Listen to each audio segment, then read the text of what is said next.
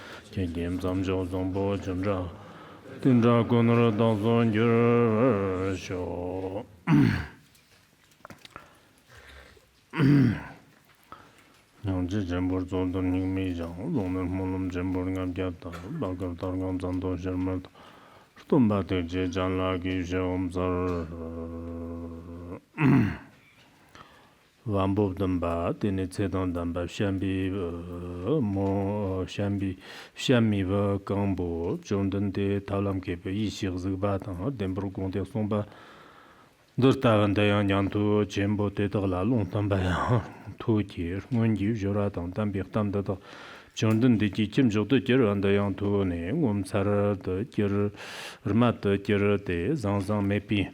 Zanzan me semje gawa dom cho gawa chapra cherne tem choda gawa chembo dan chola ke ba chembo tamba stanle lante jondan di chi javla shagam sarnen do nyam do ndar kam tat panji tenji ji yaram tamban ji ba talam ke ba yishi ziba mambo semchin namla churton ba te te la chakbu simmer number up to rene te jang so ba chap chumba yang to par zo ba san ke nama shendo kam za ti jondan de ngom sarar to de ro so ba ngom sarar to jondan de ndala na da so ke pa rungo kala to de te jang so ba nye de ti da so ke sa ba dang ngom ji jora sho ba nim chen do nyam da sem ke ne jondan de ji jalam gu shom sar de chokchig dan de ne jondan de nya la shom sar jang mun zam 다고 때네 jonde ji setan damba sha shami wa gambu semgi sambala zene sambala zene tamche dan damba gerlong de gendan labka tsara ba gerlong da che changni nyantu shami wa gambu nda la tu ndongi gerlong ge gendan di nana chu jogbar namkim chogduf tamba yang takbi yondun mangbo tanba ngif tamba dalar namba mangbo tambi chu yongsan zamba ngombraf zonba kuru jibo yang takbar rabta gavraf shepa yang takbar zanba jiba yang takbar zangto ba chun chape ngarwa mepa chundu chatna ni ba zangbam sombraf shobar namla pandu ni barte gerlong taga devjang shakba makto ba janji shami wad gambu ton nam tsik mzhe yongsak tikbar mani so gerlong taga ndak nyamda sem ndak ngi baji ka tambi chun zamba yin nyamda sem na te gerlong taga titi ter tamaftawa te chibshir jina gerlong taga ngi ngumbra chante depi tina sanjib shewa chak chig ka pchir tsaak chig shiongba sanjib chumdan te te taqaf tamba nda nye ki tambi chu yongsub zon te chirtar tata yang ngayi chu chukbar namjim chukdo kero abshinda tamchit yang kerir do tamchit 동바 녀 도버 공도 제벌 겨르도 탐저다 양 소소양 다버 릭바 토버 겨르도 탐저다 양 장주상고의 몸버 시바 러버 도바 공도 제벌 겨르도 신도 니바 추르돈바당 태좀메버 추르돈바 용서 다버 또 추르돈바 겨르도 상집 좀던데지 데르다가 담발라 춥자데 청버 쇼바 샤도 탐저다 양 냥투스 근 시데 탑니 셈진 시와 적주 야 동초도 메바 장메바 남기 돈우 시소 셈자 호도 메바 장메바 돌라나 메바 양 독버 독버 샹집도 용서 멤버 기소 탐쳤도 양 상지집샤 상지집샤베 셈신을 남라 니버네 버 겨도 탐쳤도 양 독거 상지지장 용서 독버 시소 셈신 때도 용서 멤버 지발라 좀버 겨도 gelong도 남버즈가 발라서 바테전 sabab든 보테다가 타마는 nga인데 데다가 양 추조 빈촉도 겨러도 게르롱다가 가라정본도 마오마티나 상지 스톤도 상자 지 마창와 더금종와 데다가 담발라 양 샤미버 강본더니 추톤 빈촉도 겨러데 담비 추 용선 점버 겨러도 데비전도 마오마티나 상집 존던데 호드메 바짱메 바tam비 준 점버 겨르도 셈천 호드메 바짱메 바근지 뚱시버는 겨로 셈자 호드메 바짱메 바남라나메 바양도 버조버 샹첩도 용서 멤버 겨도 어떻게 진메 잡버는 겨도 더그 상지지장 용서 더버 샤와당 셈자 용서 멤버 샤와라 좀버 겨도 되나 장주상 쇼반더 타베 용서 조버 시데 카라짱메 바 호드메 바라나메 바양도 버조버 샹첩도 조버 상디아버는 겨르데 대정서 바접 좀 바양도 버조버 상디릭 바당 자서 담 데어서 반지 김버티 언더와 칼로게로라나 메발 하담을 남지 tomba sanjib chondende churabda nawaji shawan jitendam jonte sanji jijande nyete yam jon gerdo gerlonta yanti tsena sanji jijande nyede ton xumji ton chimon jitenji kamkangalongo shimni ji sanji jijang chigde gerde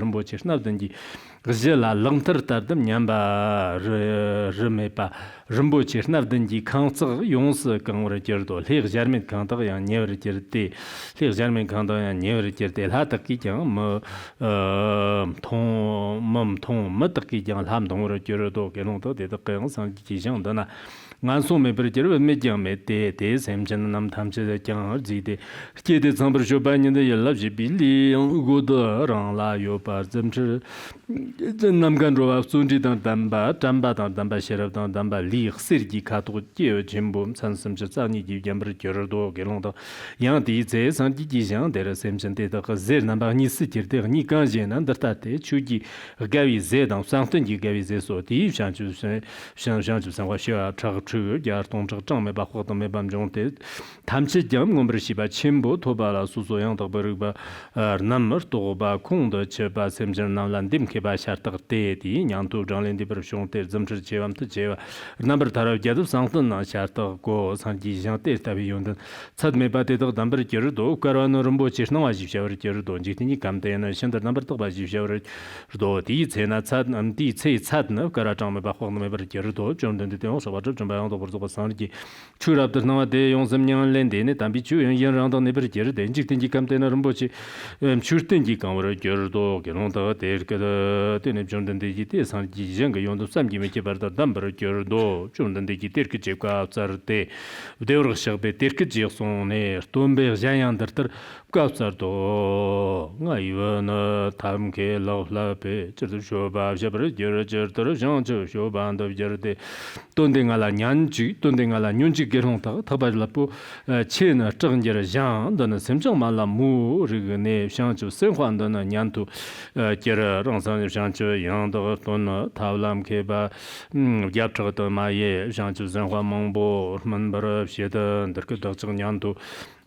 다저는 장주 담밤 초글리 랑장 마 대다 지서 쇼바테 롭데 짐주한다 덕먼브란 여 엄만라무장 레로전지 저러 대도 영동 타리지 상지 여러 대동문 줄바르나 샤브라 쇼도 덕저냥 도시 바 총와이 심벌지와 건레 랍더 조 덕저기는 용서 덕버런 여 더녀던 도적 제상 시당지 덕무지 브르양나 랍더 도나 샘전 달라 적버러 릉내경 대이타와 년라 니버네 Nyanto Manda Terter Shadow, Simpson Type Gear Number of Drawers.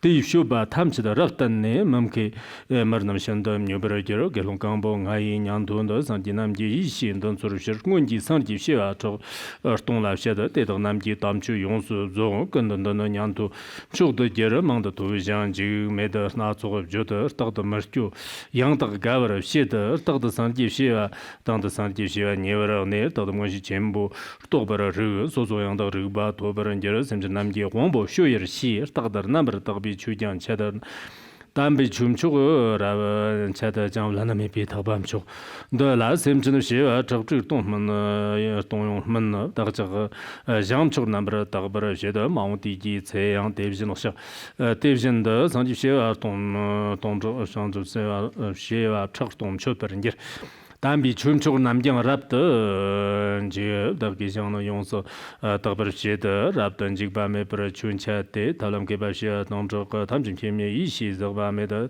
샘진만 보 용서 멤버시더 메인데마 남라 팀초네 담비 춤추고 더도 존에는 직된대양 랑송 상르게 인저 추르나 쇼저 랑저바 대장대양 신더 르남브라더 란저나더 더 제브람 파고 가르와데는 런전 노아인 직된 감대신더 남다가 연남 원시 제라신덤 개바이 상주 생화시아 동만 버 남도 로전점저 제남기 직된 감대 용서 건원ጀ르 대진양도 다가장 시와 동 대전전 비겐던 쇼와나 남들 gel랍상던 점저지 소소양도 르바 똑버르 sem전 담체도 상제 sem전 담체도 상제 장대나 점버조정 랍도 가버런ጀ르 담체도 세김도전 지데 제 sem자님 산지 역수당다는 줄라문버가 가와 막도 바르 데네 제긴데 시메버르 대는 남장 몸종때 안송당의 안준 직반메다 sem자랍도 개와 건강때 강보 연단양도 조버르 조단지 장쪽때는 텐지 제르와때 너는 중즈 잠직 샤바 연노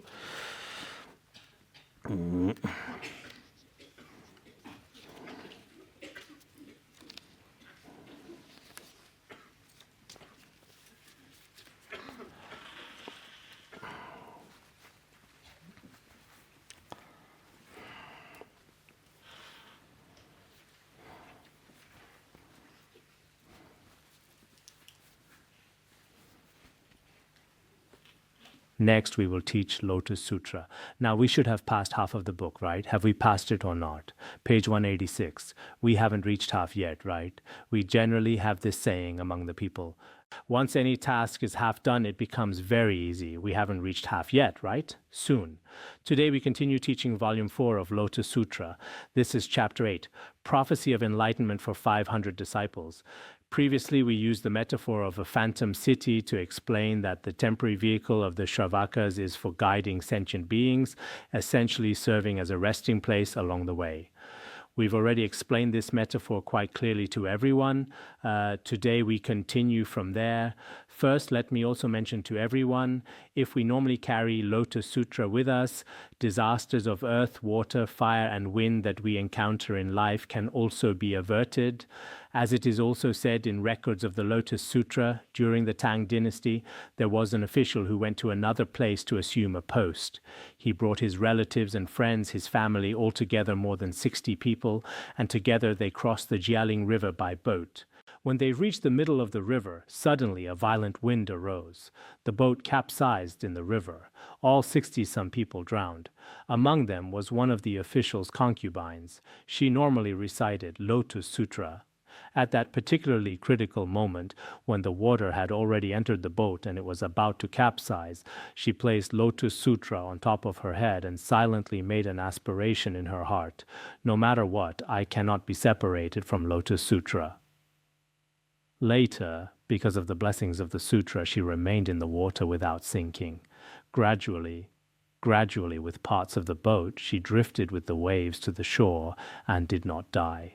Then, when she came ashore, not a single page of Lotus Sutra was wet. She had been successfully rescued. So in our ordinary worldly life, many of us like to carry protective items to avoid some disasters. This is also very important. This is one thing. There's also another one called Extensive Praise of the Lotus Sutra, also from the Tang Dynasty. I see it was compiled by another Dharma master from the Tang Dynasty. He compiled some stories about the Lotus Sutra. Among them was also a person from the Tang Dynasty. His manner was a bit different. This person was also a monastic called Shihuidu. He normally recited Lotus Sutra and the Diamond Sutra. Later, he suddenly died. After he died, his consciousness went to King Yama's realm.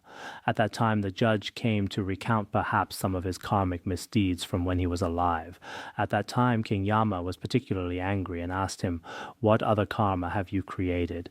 He said, "When I was alive, I recited Lotus Sutra and the Diamond Sutra." After he said this, King Yama immediately changed his attitude. He said, "You are very remarkable. Your merit is inconceivable." Immediately summon a golden Dharma throne for him. He had him recite the Diamond Sutra and Lotus Sutra. Later he said, "Your merit is inconceivable. Dharma Master, your lifespan has not yet ended. You can have an additional 24 years. Later, 5 days after this, he revived. After reviving, he lived to about 70-some years old. Perhaps when he was in his 40s or 50s, this phenomenon occurred. This also shows that while we are alive, reading the Prajnaparamita Sutra and reading Lotus Sutra, we Tibetans have a saying. Regarding the Prajna Sutra, every household has it. Needless to say, if you have all the Prajna scriptures, but if you don't, just the condensed Prajna or the Heart Sutra.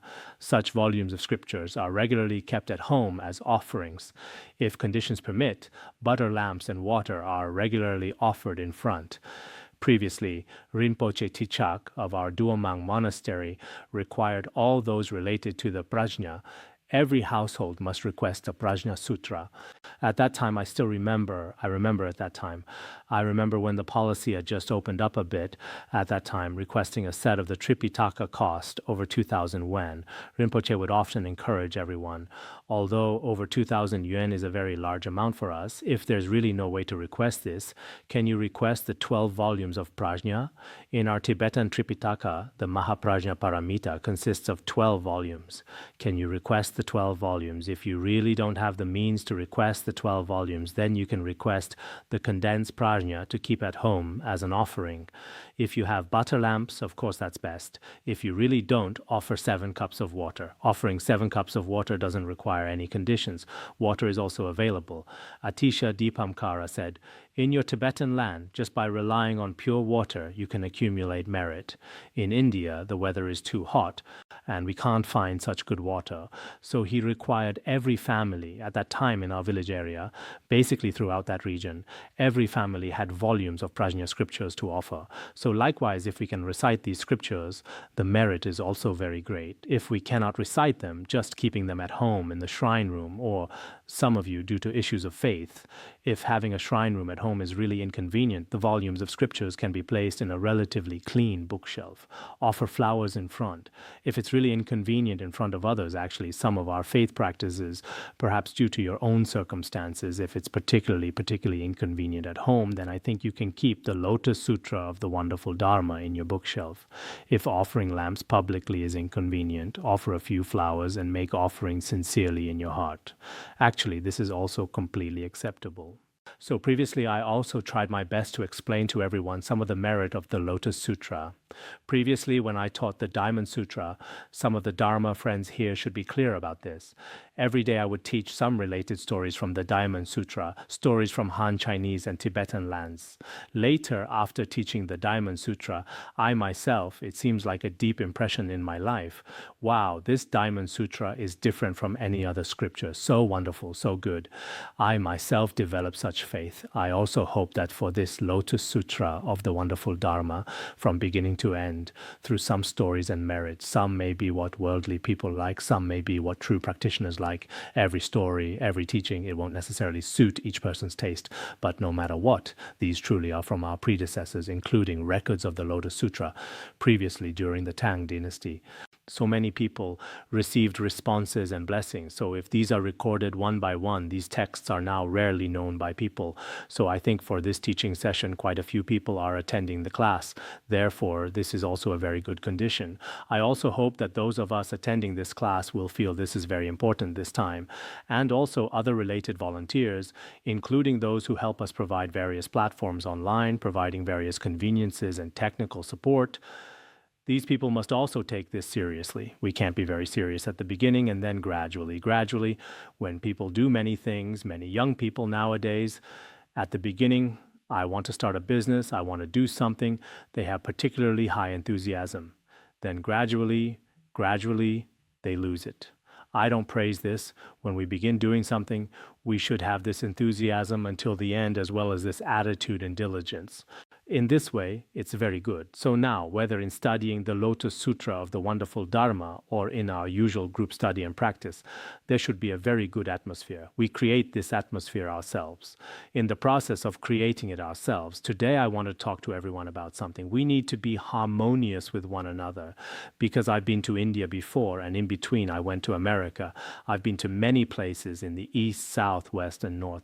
In some places, the Buddhists are all particularly harmonious. Very harmonious.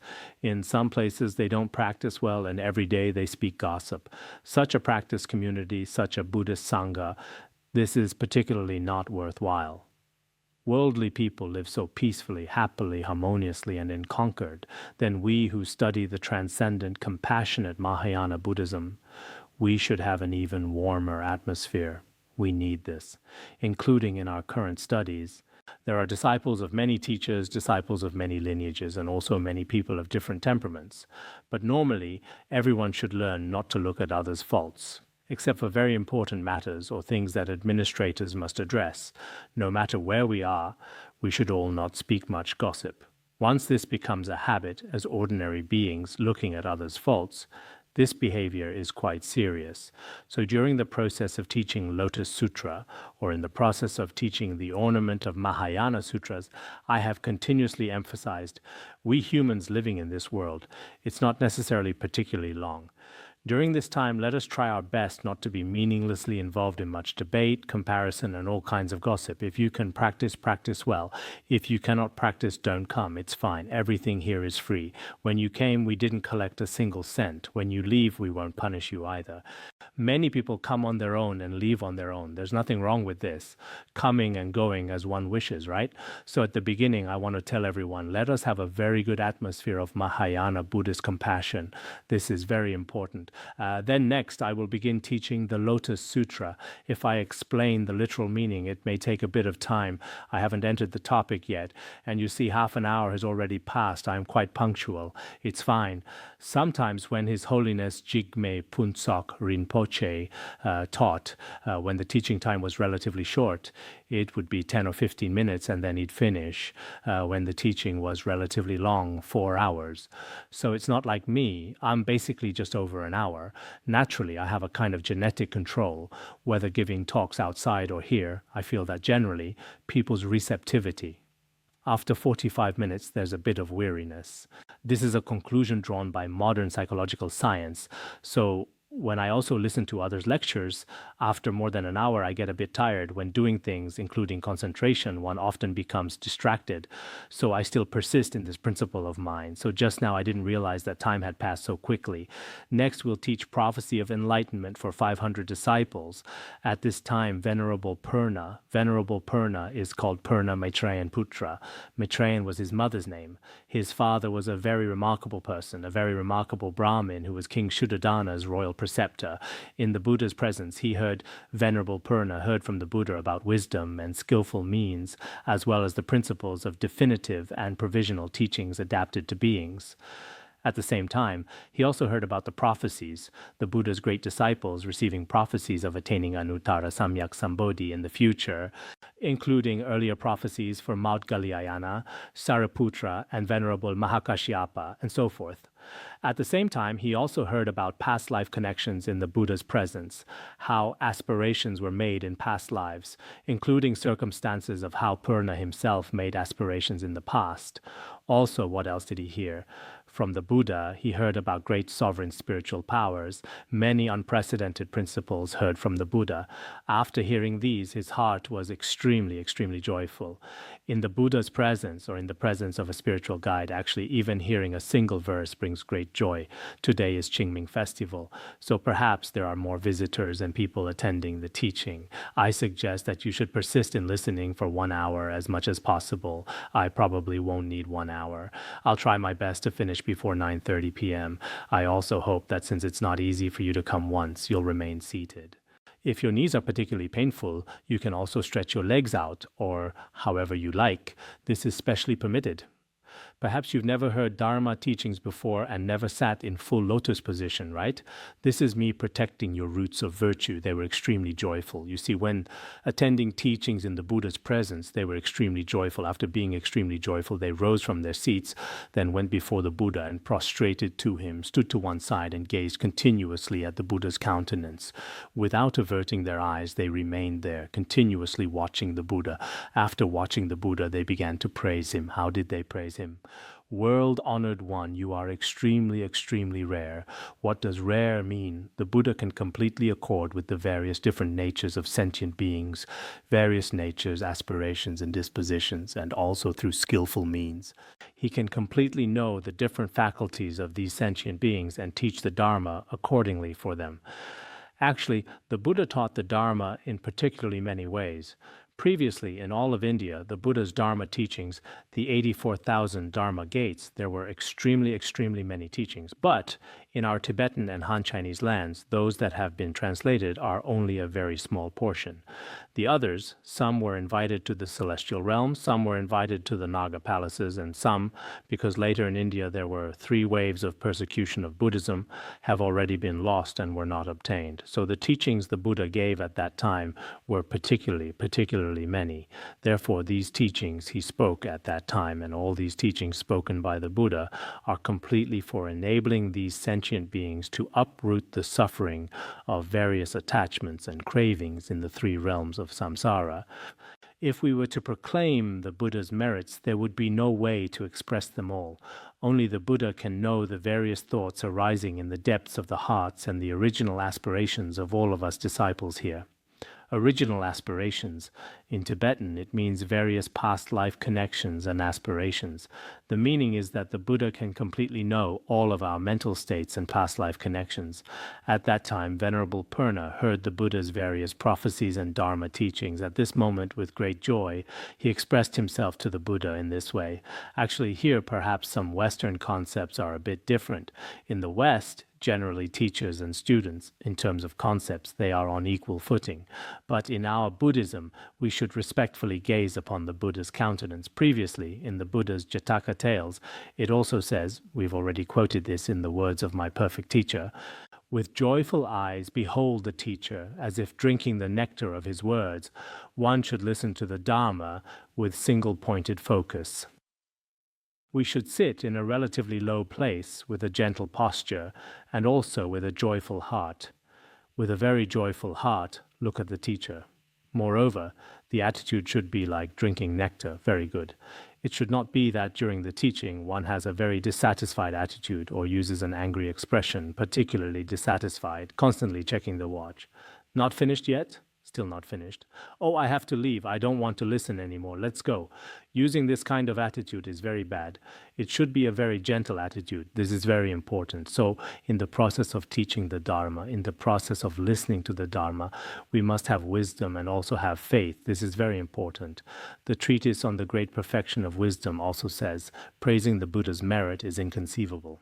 When praising the Buddha's merit, people's afflictions diminish. Through this merit, all fetters and defilements are extinguished. When praising the Buddha's merit, people's afflictions naturally lessen. Because of praising the Buddha's merit, the afflictions in one's mind stream will all be exhausted.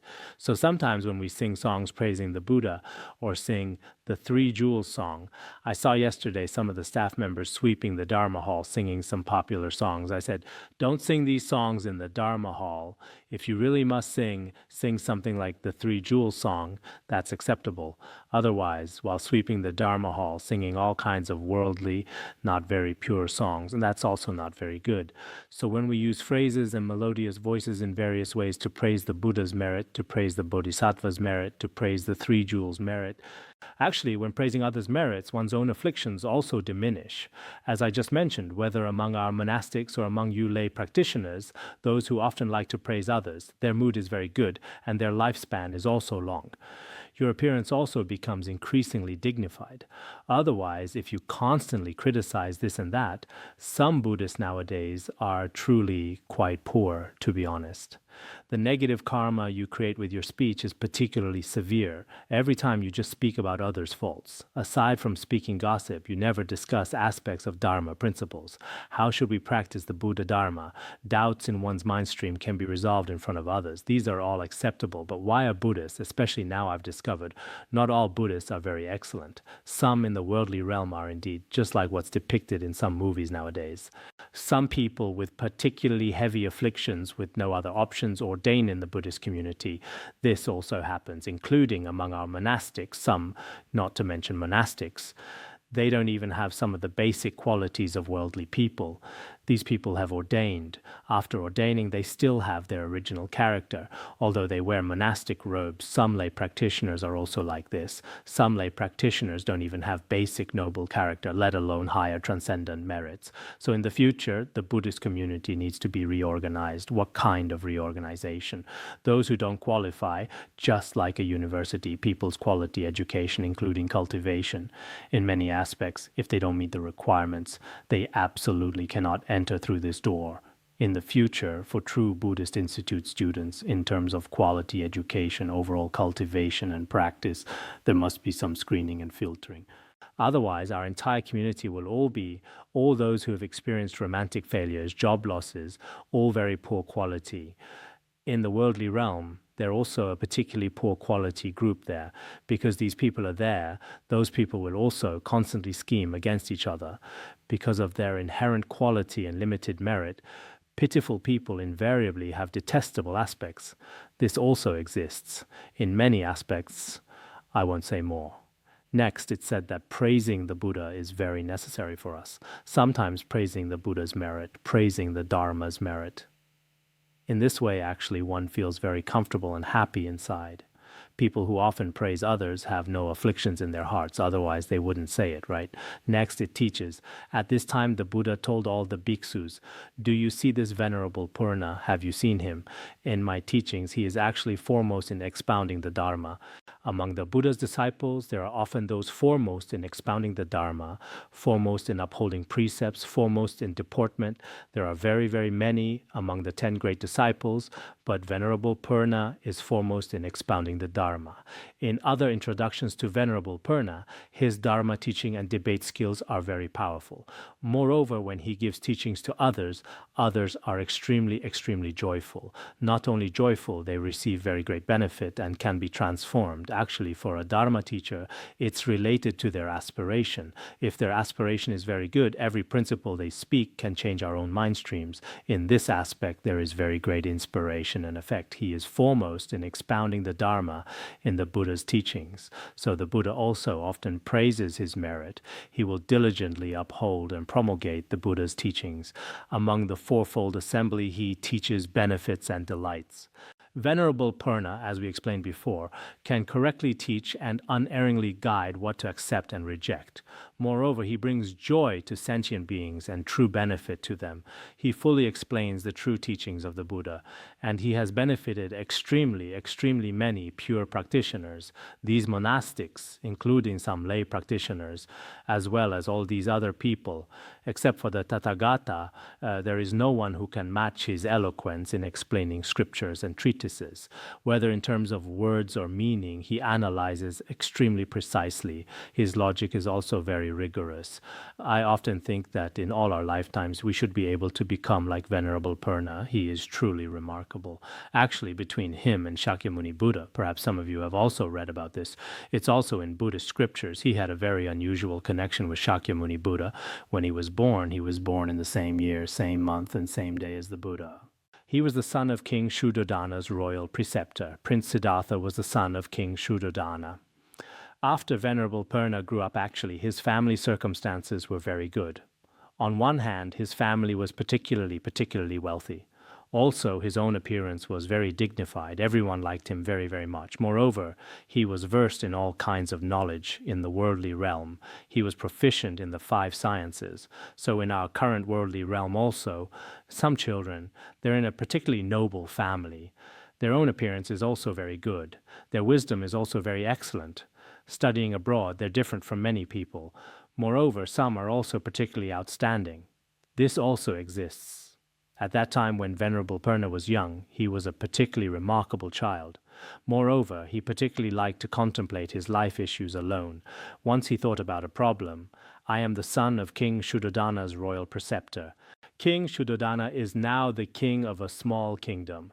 But now Prince Siddhartha, according to fortune tellers, if he doesn't ordain, he will become a wheel-turning king.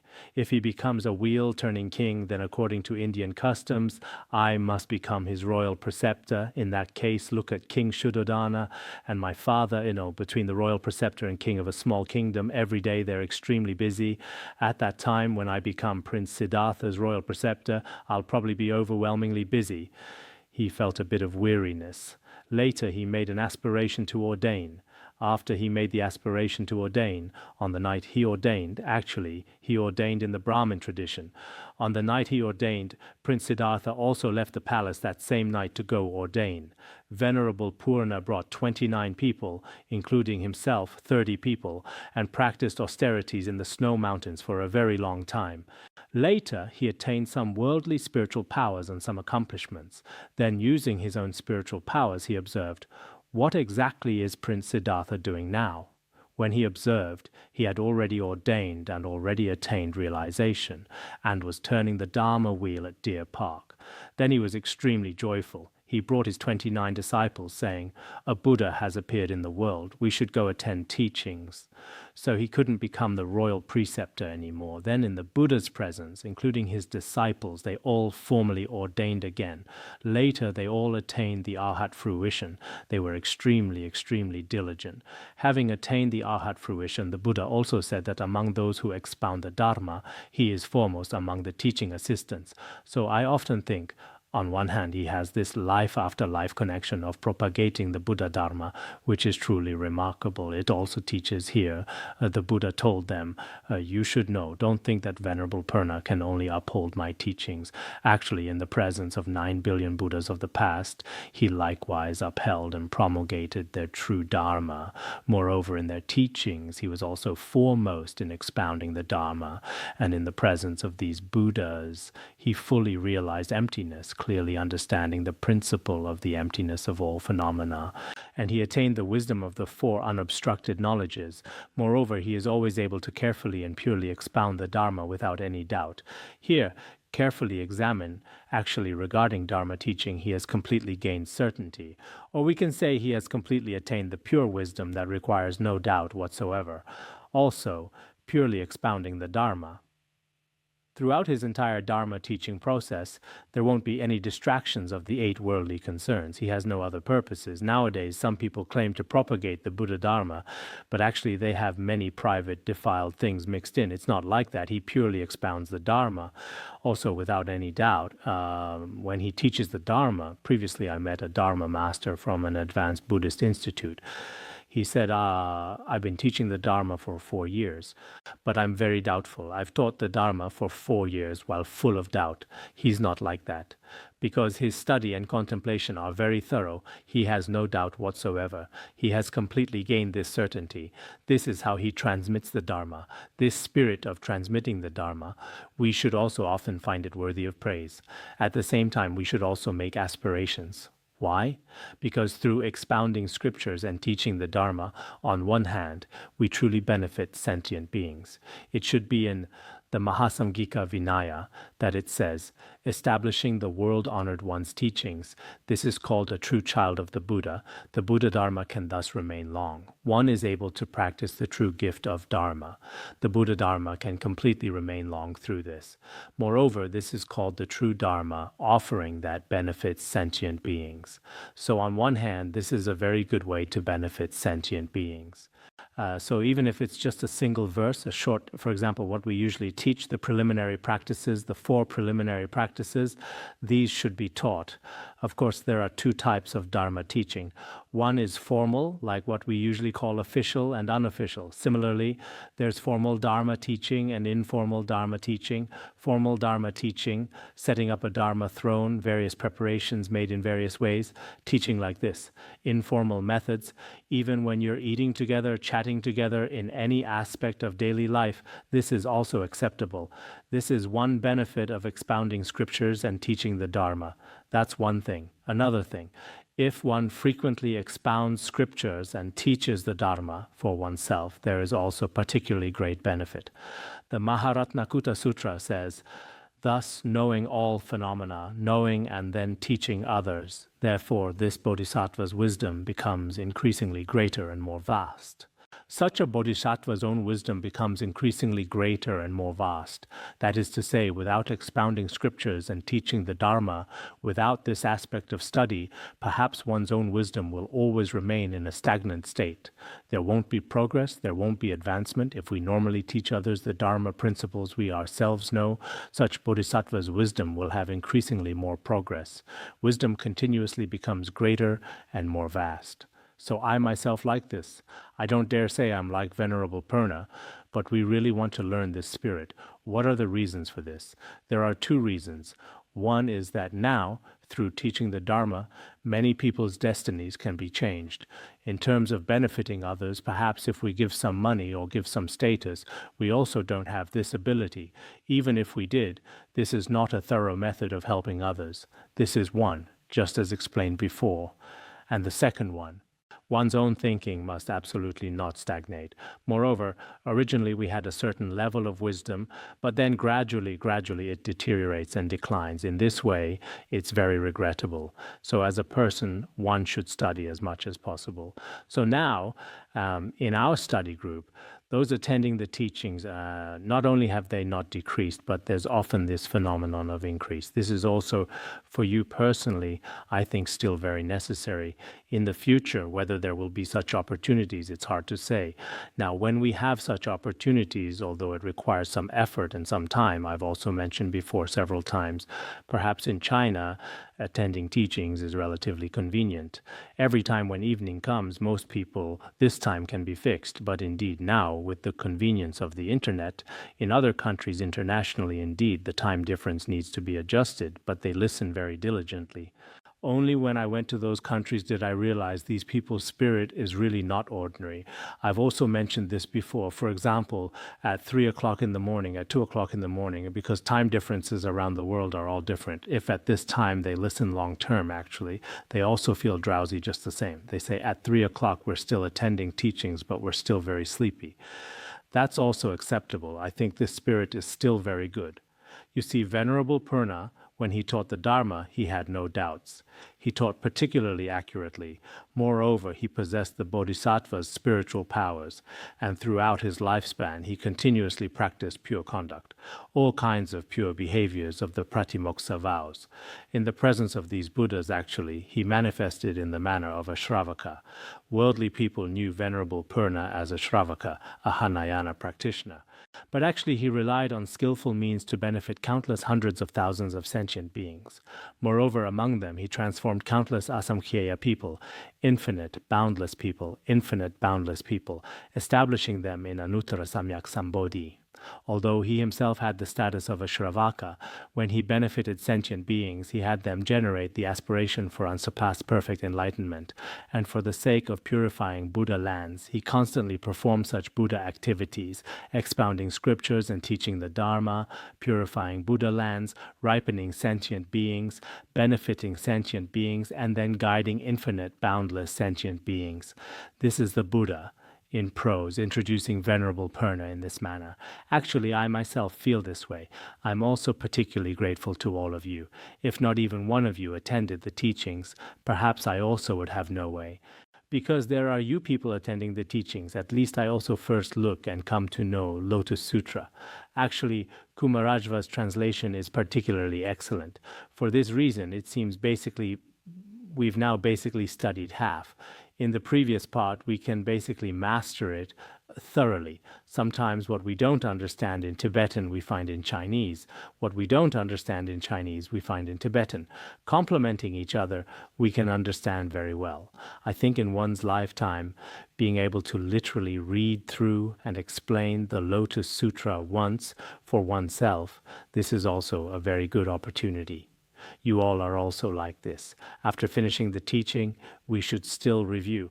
I hope some of you, whether teaching the ornament of Mahayana Sutras or teaching this, when we previously attended teachings, it wasn't like some people nowadays.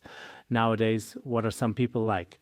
When attending teachings, they go through it once, then they toss the Dharma text aside. The next day, when there's a teaching, very unwillingly, they take this Dharma text again and look at it once more. So except for when I'm teaching, when they look at it once at that time, basically they don't look at it. Among us here, there's quite a portion of people, from their expressions, I can see these people's attitude toward hearing the Dharma, although you're very busy, but perhaps in my own recollection, for example, previously when His Holiness or any teacher gave a teaching session, I myself would at least, when it was being taught, I'd look at it once. Then afterwards, I'd at least look at it once more. This is a basic requirement, but some of us seem like, I don't know, busy with some other things. Actually, every person is busy every day. Every day, if you open your phone continuously from morning to night, you can, before your eyes go blind, you can continuously look. But looking too much probably won't work. There's a hidden meaning in this. Why do I say this? Then the Buddha told all the bhikkhus, Venerable Purna actually, among the 7 Buddhas, Shakyamuni Buddha is the last Buddha among the 7 Buddhas, Venerable Purna is also foremost in expounding the Dharma. The Buddha said, in my teachings also, he is foremost in expounding the Dharma. Among the future Tathagatas of the excellent Aeon, there are still 996.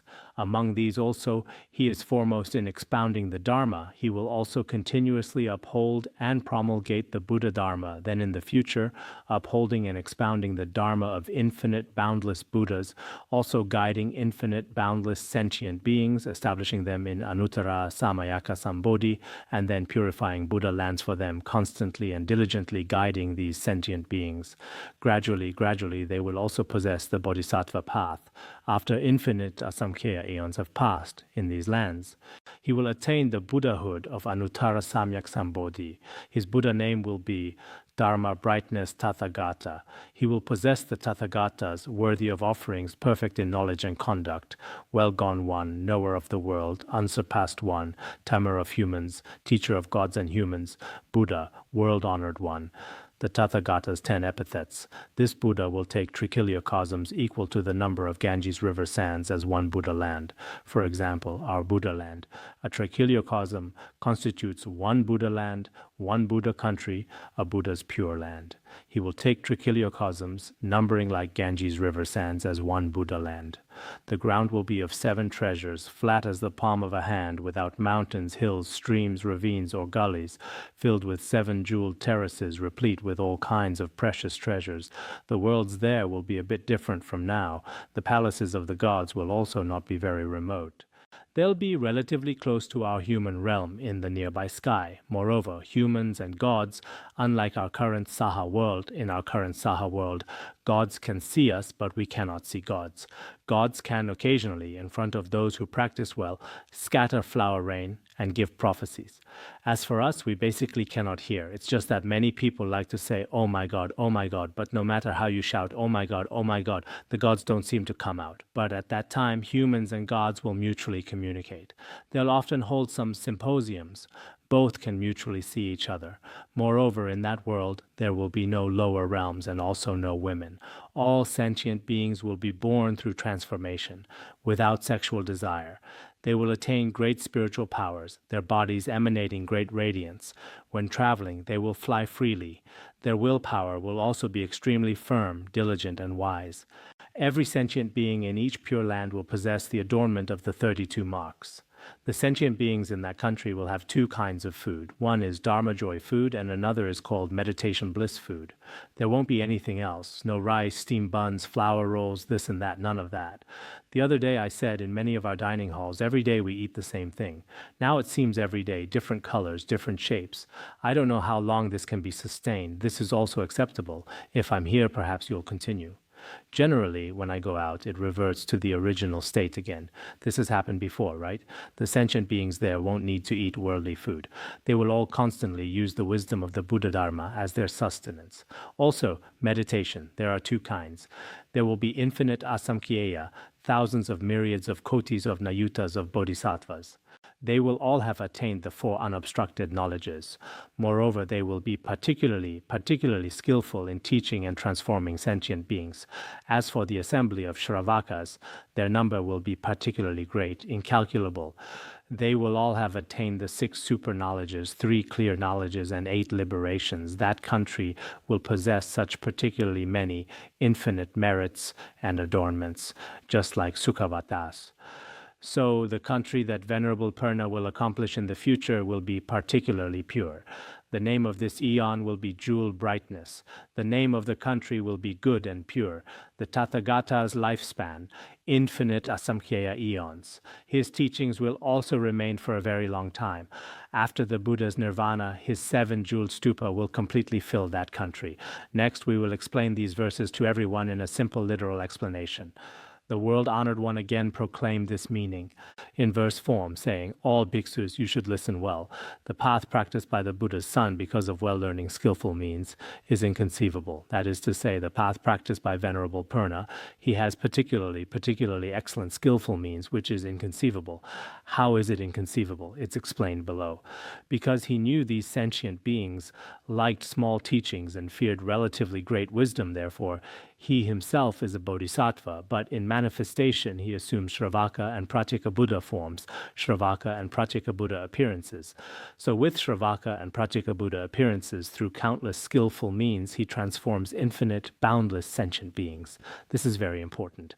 Actually, sometimes regarding the Buddha, many of the Buddha's 10 great disciples are all emanations of Buddhas and Bodhisattvas.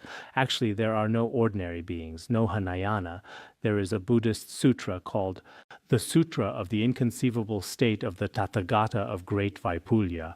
This sutra teaches that, and for example, Maudgalyayana, Sariputra, Venerable Kashyapa, Venerable Purna, and others, the 10 great disciples are actually all emanations of Bodhisattvas, including Devadatta and Upananda. Upananda was the only one who was joyful when the Buddha entered nirvana. Ah, the Buddha has entered nirvana.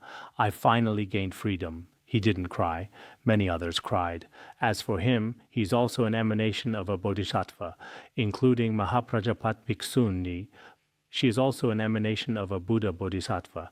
It says here they are all not ordinary common beings with inherent natures. As taught in the Abhidharma Kosha, completely determined Śrāvakas like that. It's not like that. It has already been explained here. Venerable Purna, on the surface it appears he is.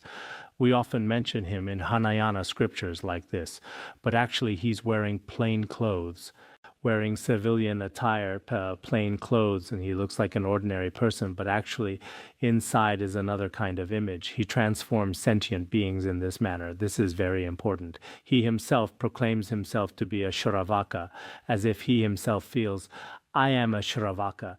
The great path to Buddhahood is still very far away. But actually in this manner, he liberates infinite, boundless sentient beings, enabling them all to attain accomplishment. So on the surface, although he likes small teachings, small desires, and appears completely different from Mahayana Buddha children, displaying a lazy image, but in this manner, for some lazy ones, some with Hinayana faculties, gradually he has them generate bodhicitta and ultimately become Buddhas. So what about Venerable Purna? His inner secret is bodhisattva conduct, but his outer appearance is that of a Śrāvaka, with few desires, scanty desires, contentment with few desires, fearing continuous wandering in samsara, particularly weary of birth and death, but actually he has his own goal, his own conduct.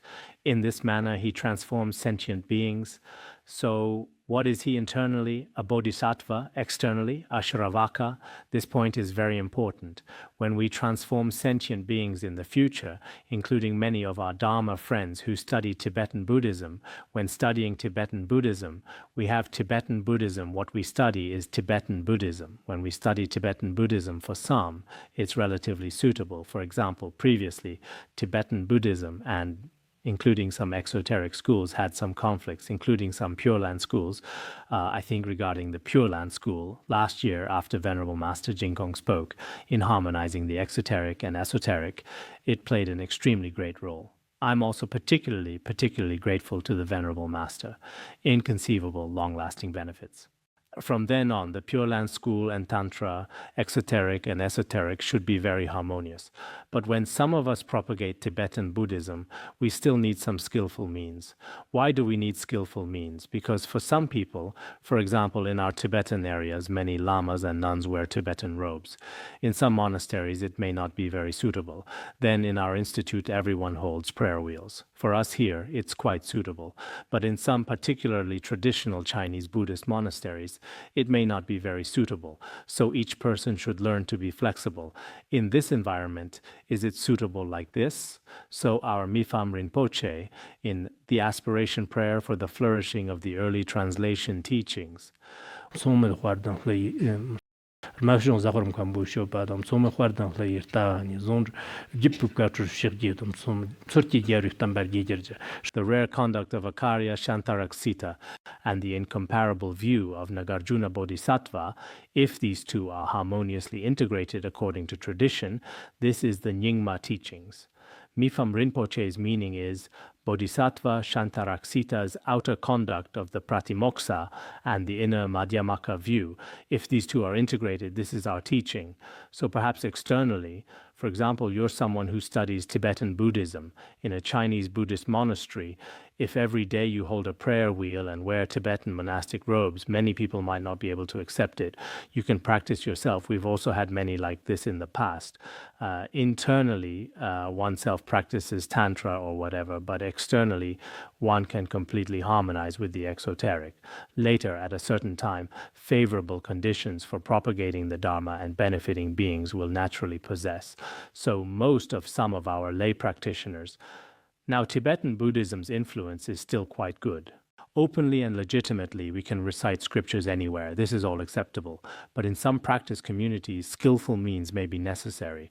Otherwise, saying, your Chinese Buddhism has no study and contemplation, pointing and criticizing in this way, it's probably still very dangerous. You yourself may not even be able to stay. So skillful means are still very important. Here in the Śrāvaka teachings, some manifest appearances of greed, hatred, delusion, and wrong views. For example, Sundarananda had very great attachment, Shariputra had very fierce anger, and Kudapantaka had very great ignorance. But these are actually also emanations of bodhisattvas. There are also such cases. There are also some with particularly heavy wrong views, including those like Devadatta. My disciples, through skillful means, transform sentient beings. Some have great anger, some have great attachment. Including in the Nirvana Sutra, it also says, Devadatta, actually, he will become a Buddha in the future.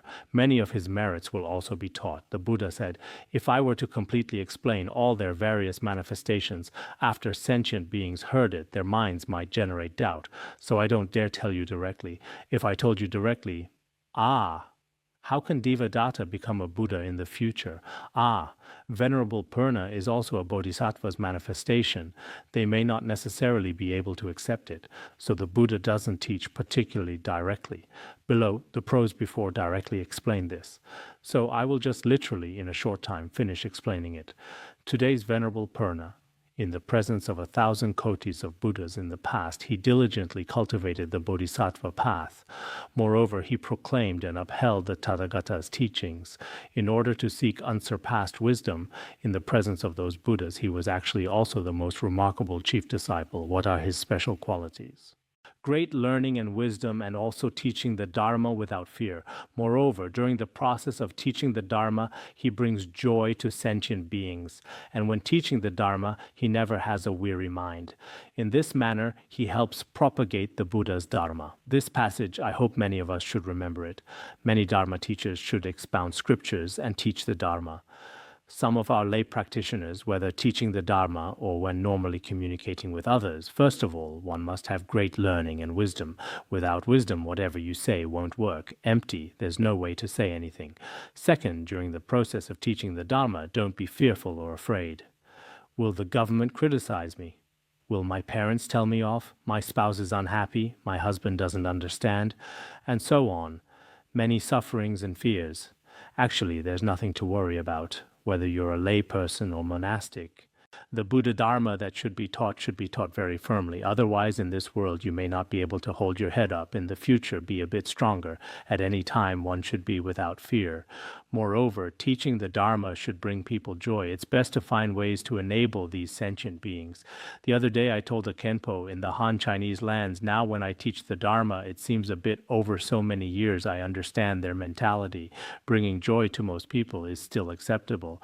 But for Westerners and Africans, I'm still a bit, I don't know how to make them joyful. Sometimes when I say something not meant to please, they become particularly joyful. Sometimes when I want to make them joyful, it seems I've already offended them. So I still need to research and study this. So one must bring people joy. Moreover, during the process of teaching the Dharma, one should not have weariness. Teaching the Dharma in this manner. Actually, teaching the Dharma is truly very important. For oneself, lifetime after lifetime, through teaching the Dharma, it's also a very great kind of merit. In the Maharatnakuta Sutra, there was a particularly great wealthy person, an elder. Once when he came before the Buddha, he brought 1,000 people. This person's merit was particularly great. His daily meals consisted of 60,000 different kinds of food. You see, previously Empress Dowager Cixi had over 100 varieties. The beds he slept in were all selected from 60,000 different beds.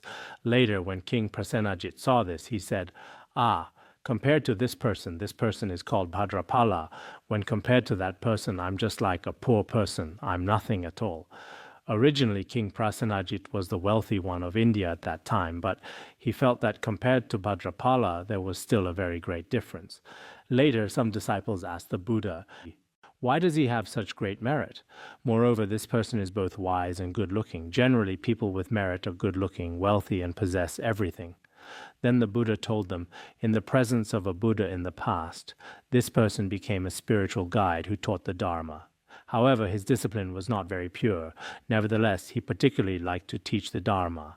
Moreover, the Dharma he taught brought particular joy to sentient beings, because for a very long time he expounded scriptures and taught the Dharma without weariness, always benefiting others. For this reason, lifetime after lifetime he was reborn as a person with merit, always a person with merit.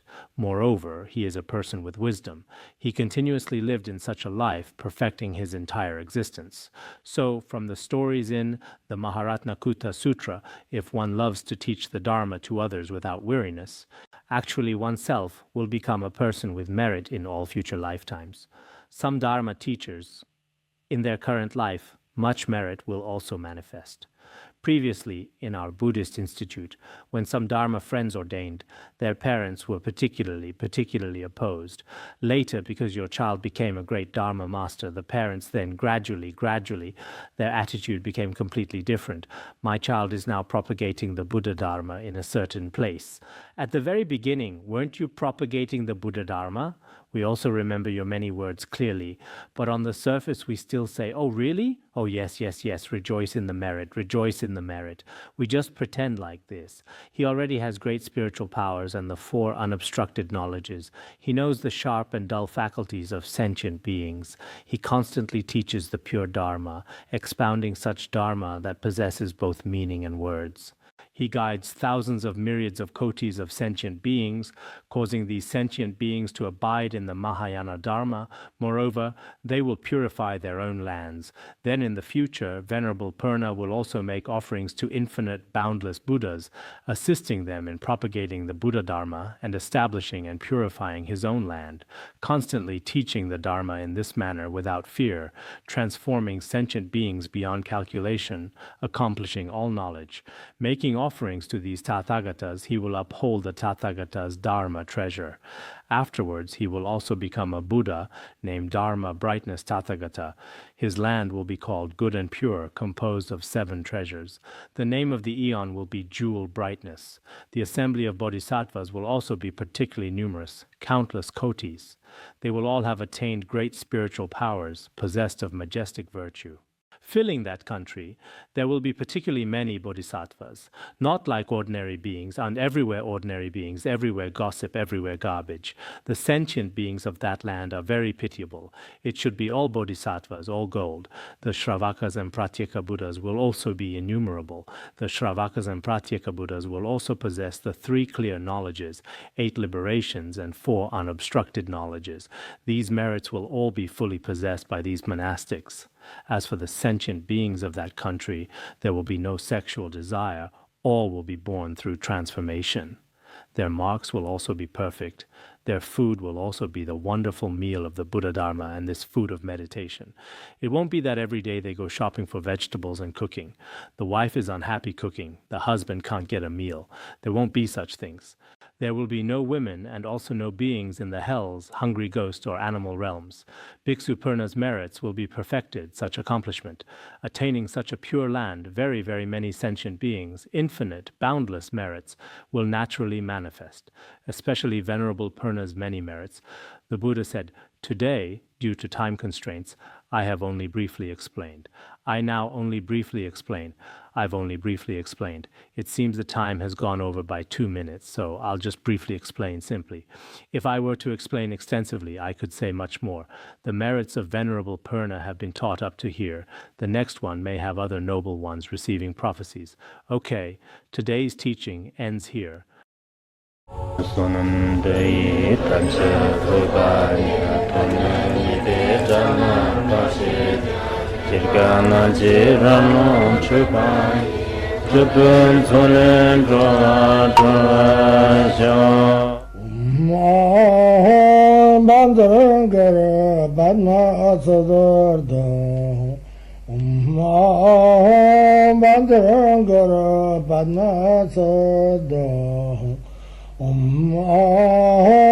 Bandhangara Banma Sodargye